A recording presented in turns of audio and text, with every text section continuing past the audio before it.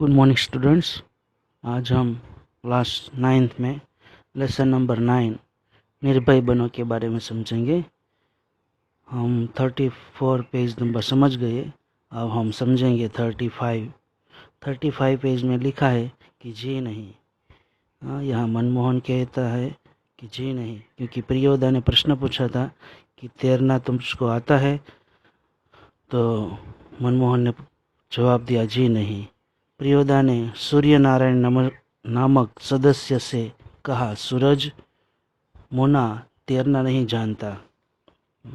प्रियोदा ने सूर्य नारायण नाम का एक लड़का था, उसको कहा कि सूरज मोना यानी कि मनमोहन तैरना नहीं जानता, सीख जाएगा, एक दिन उठाकर पानी में फेंक दूंगा, खुद तैरने लगेगा।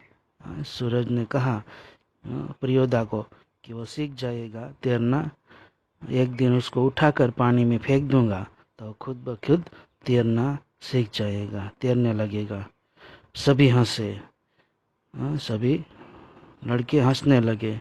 सूर्य नारायण पढ़ने में कमज़ोर है, लेकिन शरीर उसका मजबूत है। रोज 100 दंड बैठक करता है। उसके साथी सूरज पहलवान कहते हैं उसको। दल के सदस्यों को तैरना सिखलाना उसी का काम है। दल के सभी ग्रुप के सभी मेंबर को तैरना सिखलाना उसी का काम है, सूरज का काम है। उस दिन सभी ने नए सदस्य मोना यानी कि मनमोहन से गीत सुनने की इच्छा प्रकट की। सभी को नया जो लड़का आया था मनमोहन, उससे गीत सुनने की इच्छा हुई। मनमोहन पहले लजाया, पहले वो शर्माया, किंतु जब प्रियोदा ने आग्रह किया तो उसने खखार कर गला साफ किया। कौन गीत गाए वह, उसने शुरू किया।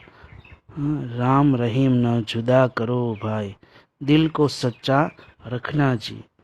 गीत समाप्त होने के बाद प्रियोदा बोले, वाह, बहुत मीठा गला है तुम्हारा, बहुत मीठा बोल गाता है तो।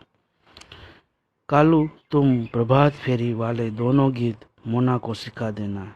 एक कालू नाम का लड़का है, उसको प्रियोदा ने कहा कि तुम प्रभात फेरी वाले दोनों गीत मनमोहन को सिखा देना। सूरज पश्चिम की ओर झुक गया, इनकी शाम होने लगी, रात होने लगी। बालूचर पर लाली उतर आई। परमान की धारा पर डूबते हुए सूरज की अंतिम किरण झिलमिलाई। सूरज भी डूबने लगा। पखुरे दल बांधकर बांस वन की ओर लौटने लगे, यानी पक्षी भी वहाँ अपने अपने घर चले गए। प्रियोदा के दल के सभी सदस्य पंक्ति बांधकर लौटे। प्रियोदा के ग्रुप के सभी मेंबर, सभी लड़के लाइन में अपने अपने घर लौटने लगे। पुल के पास एक गाड़ीवान तन्मय होकर गीत गा रहा था। भोला गरीबक दिन पहिया, हरब भोला गरीबक दिन। सूरज ने भी उसी सुर मिलाकर गाना शुरू किया। सूरज नाम का लड़का था, वह भी उससे साथ सुर मिलाकर गाना शुरू किया। एक टा छे लोटा छल, बेटा छल 3 पनिया, पिबेत काल लोटा ले लग छिन। कृत्यानंद झा ने कहा कि विद्यापति की लाचारी है। लाचारी टठाई। बालूचर के उस पार से किसी ने फायर किया। एक पखेरु बालू पर गिरकर छटपटाने लगा। बालूचर के उस पार से किसी ने फायर किया, यानी कि गोली चलाई बंदूक में से। एक पखेरु यानी कि एक पक्षी बालों पर गिरकर छटपटाने लगा। उसका जोड़ा विकल होकर बहुत देर तक रोता रहा। उसका जोड़ा यानी वो पक्षियों की जो जोड़ी थी, वो बिछड़कर बहुत देर रात तक रोते रहा। मटमेले अंधकार में एक अर्दली नुमी आदमी दौड़ा हुआ आया और मरी हुई चिड़िया के डेने को पकड़कर चिल्लाया, मिल गया हुजूर। हाँ, मटमैले अंधकार में एक अर्दली आदमी वहां दौड़कर आया और मरी हुई चिड़िया के डेने को पकड़कर मरी हुई चिड़िया को चिल्लाया कि मिल गया हुजूर। इब्राहिम बोला, सब डिप्टी साहब का अर्दली है। इब्राहिम नाम का एक लड़का है, वो बोला कि सब डिप्टी साहब का अर्दली है, साला भारी खचड़ा है। प्रियोदा के मुंह से अचानक निकला, होल्ट, रुको। तब इब्राहिम को अपनी गलती का एहसास हुआ। दल का नियम है, हमारे ग्रुप का नियम है कि कोई सदस्य किसी किस्म का अपशब्द या गाली मुंह से नहीं निकालेगा। ऐसा प्रियोदा ने कहा था कि ग्रुप के कोई भी सदस्य, कोई भी लड़का गाली मुंह से नहीं निकालेगा, क्योंकि इब्राहिम नाम के लड़के ने उसने ऐसा कहा कि साला भारी खचड़ा है। इसलिए यहाँ प्रियोदा ने कहा कि कोई भी ग्रुप का लड़का, कोई भी ग्रुप का मेंबर गाली नहीं मुंह से निकालेगा। इब्राहिम ने तुरंत सिर झुकाकर दल के नायक प्रियोदा और सदस्यों से माफी मांगी। इब्राहिम ने तुरंत सिर झुकाकर ग्रुप के नायक प्रियोदा से और सदस्यों से और सभी मेंबरों से माफी मांगी। बात यह है कि साले ने ऐसा कहा, इसलिए माफी मांगी। सभी हंसे। प्रियोदा ने गंभीर होकर कहा, इब्राहिम, यह तुम्हारी 8वीं गलती है।